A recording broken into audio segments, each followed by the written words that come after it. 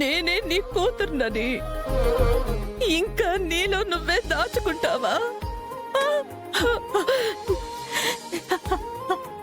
ఆనంద, తెలిసిందమ్మా.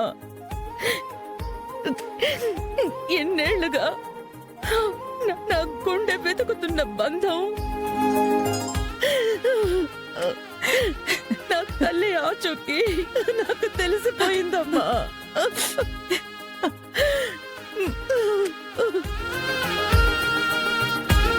నన్ను క్షమించు తల్లి. నా బిడ్డ ఆనంద భైరవి అని నాకు తెలియగానే నిన్ను కన్న నా జన్మ ధన్యమైపోయిందమ్మా. ఎంతో ఎంతో సంబరపడ్డానమ్మా. ఆ సంతోషాన్ని నీతో వచ్చి పంచుకోవాలని ఆ రోజు నువ్వున్న ఊరికొచ్చానమ్మా.